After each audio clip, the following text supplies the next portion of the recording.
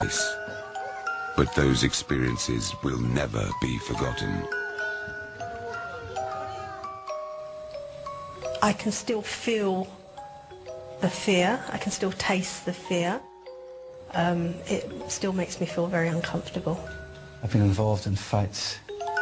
I've had guns pulled on me, and I've had people point knives at me. This can't be touched. This is different. This is frightening. I knew I don't want any part of it.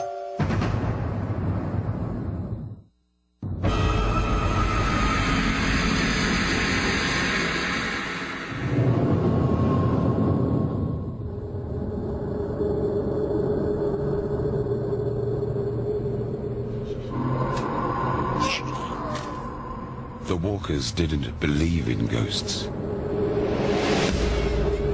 So why did they flee their first home, vowing never to return?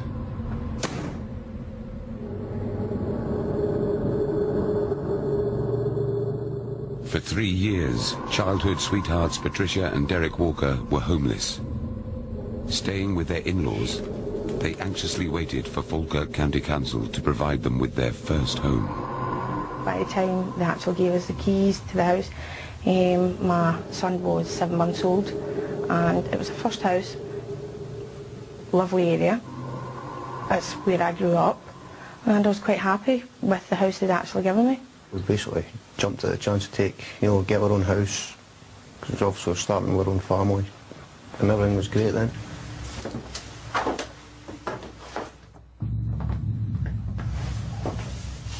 I just knew it was an eerie feeling, as if someone was watching you.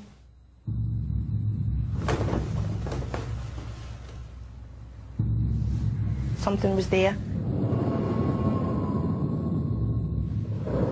It wasn't long before Patricia Walker's fears increased. I was standing in the hall, and I was fixing my hair. I was just getting ready to go out.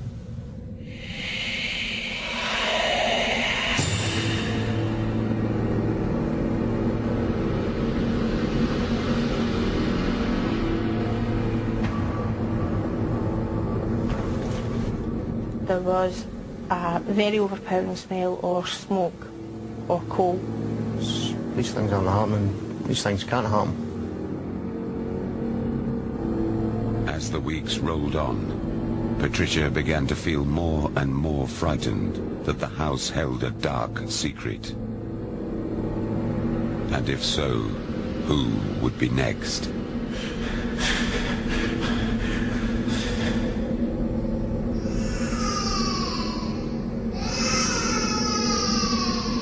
We would go into the room, check on him, and he'd be fine. It was also shouting things like mum or mummy, and at that time son couldn't speak.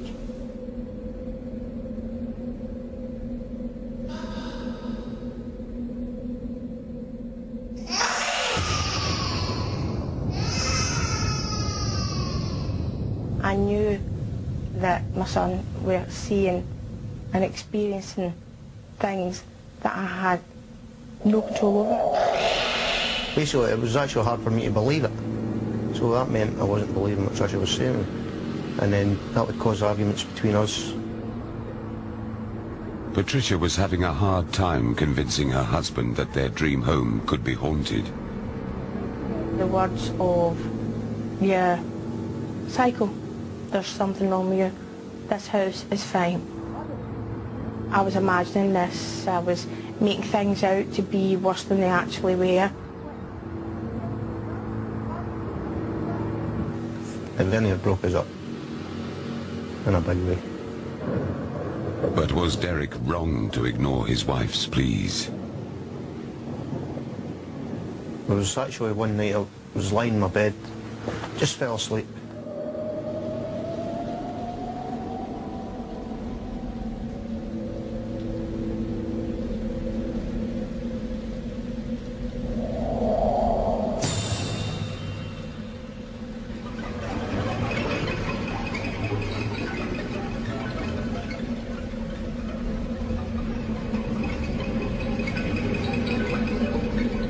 very frightening.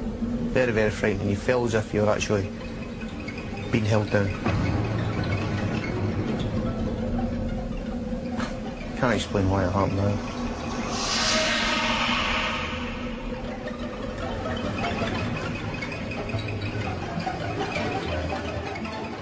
Not believing Patricia and then seeing something like that actually made me feel like an idiot. I just felt totally devastated. I thought it takes you having something done in front of your face before you actually believe me. Helpless. I felt helpless about everything that had happened. From that day, she basically got my full support.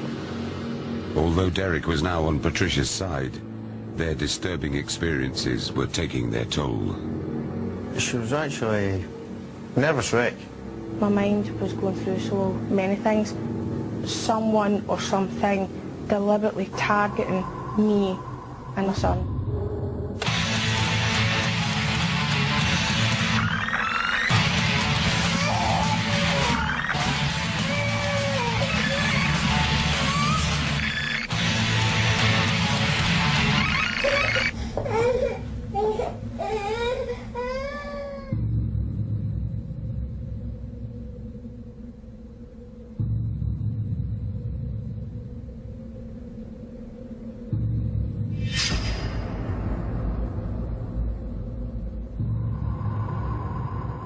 He's looking down at me as if, you know, tell me why are you here, what are you doing here? Although your instincts are get up, get out, I physically couldn't move. The fear had literally frozen me. The actual smoke smell came when it was deliberately targeting me out.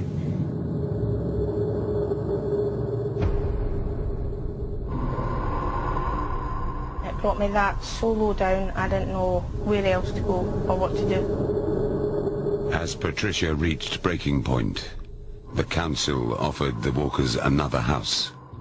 Their ordeal was over. I'm not a wealthy person. I don't have a lot of money. And if you offered me £1 million to go back to that house, I'd tell you no. We shouldn't have been in the house. Whether the house would have been theirs originally, I don't know.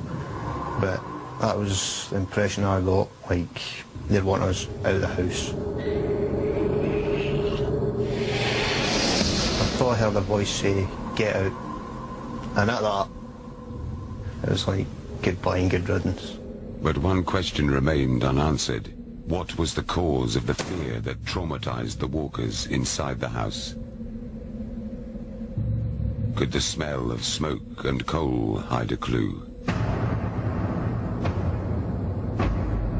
In 1938, Kilsyth was rocked by a fire at one of the town's mining collieries.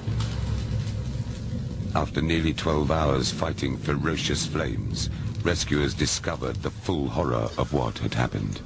Huddled together in a cramped space, the bodies of 9 men were found, dead from smoke inhalation.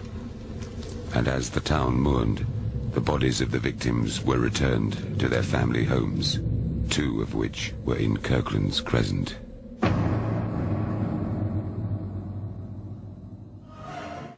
Next on We Go Supernatural Night, some people save lives. It's here. They save the dead. She was strangled. It's the WE TV series, Rescue Mediums.